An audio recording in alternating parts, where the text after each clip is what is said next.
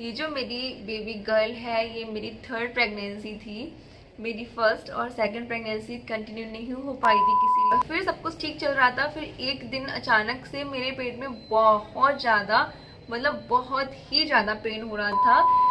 Hello everyone, welcome to our channel guys. आप देख रहे हैं Girls Talk with Shivi and मैं हूँ शिवी।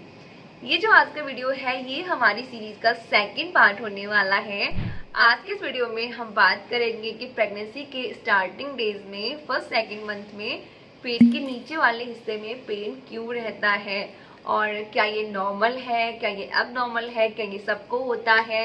हो सकता है जब आपने कंसीव कर लिया है उसके बाद आपको जो पेट में पेन है उसकी वजह से आपको प्रेगनेंसी में काफ़ी दिक्कत आए। सेकेंड चीज़ हो सकता है आपकी प्रेगनेंसी कंटिन्यू ना हो पाए, आपका मिसकैरेज हो जाए, मिस्ड अबॉर्शन हो जाए। बहुत सारी चीज़ें होती हैं। ये पेन हमें इंडिकेट भी कर रहा होता है कुछ चीज़ों के लिए। इसी सारी चीज़ों के ऊपर आज हम बात करेंगे।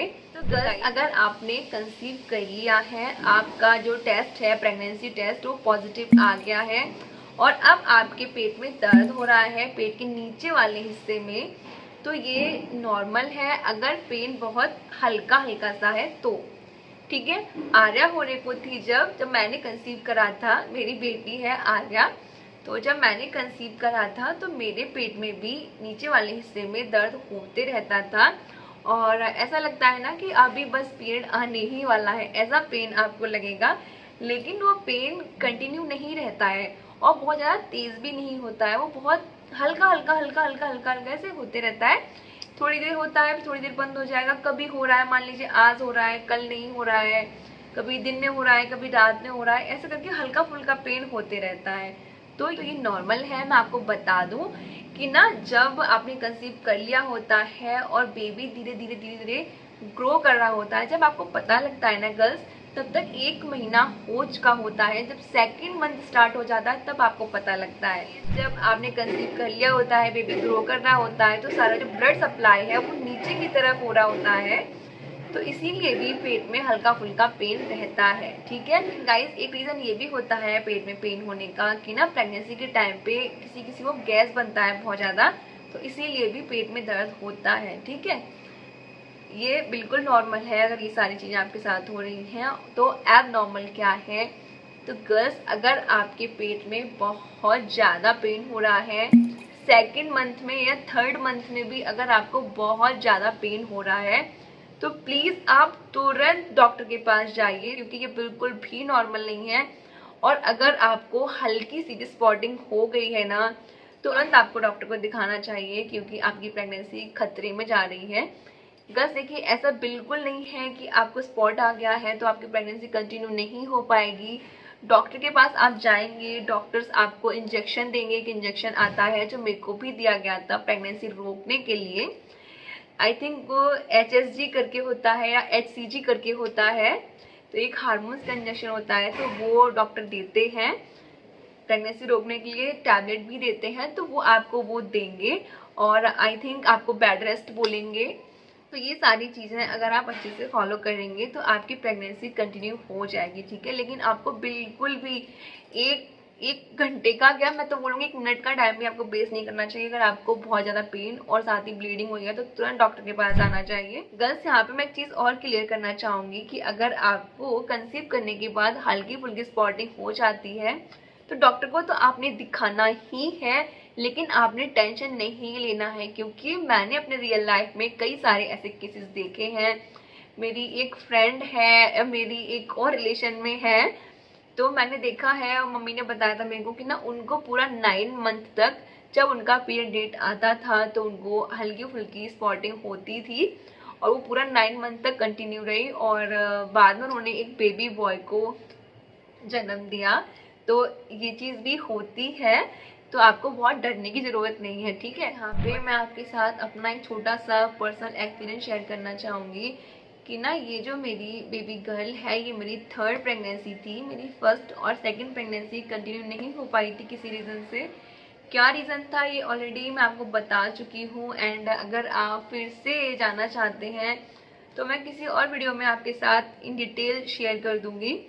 तो पता है गाइस क्या हुआ था, जब मैंने कंसीव करा आरू के टाइम पे, तो मेरे पेट में भी हल्का हल्का हल्का हल्का दर्द होते रहता था। तो डॉक्टर ने बोला कि ये नॉर्मल है, ऐसे होते रहता है।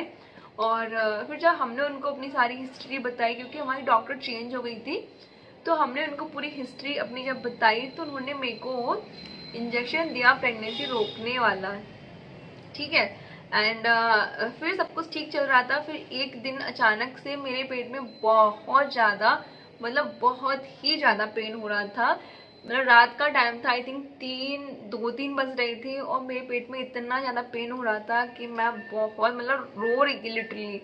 पेन की वजह से नहीं, मेरे को डर लग रहा था कि कहीं मेरे साथ कुछ गलत ना हो जाए। मेरे को ऐसा कुछ गरम गरम सा, या फिर ऐसे कुछ उबल रहा हो, पता नहीं, समझ ही नहीं आ रहा था कि क्या हो रहा है।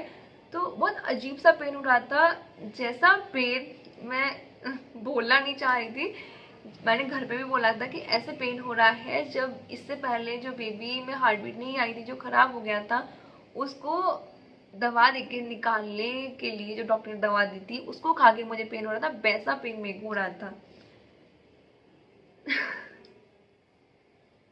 तो गाइस सुबह जब हम लोग डॉक्टर के यहाँ गए तो उन्होंने मेरे को इंजेक्शन लगाया और बोला जो इंजेक्शन तुम्हें 15 दिन में एक बार लगता है बेबी रोकने वाला, वो अब तुमको 7-8 दिन में एक बार ही लगेगा। तो और बिल्कुल मतलब काम वाम कुछ नहीं करना है, सीढ़ियाँ नहीं चढ़नी है, वो सारी चीज़ें उन्होंने मेरे को बताई।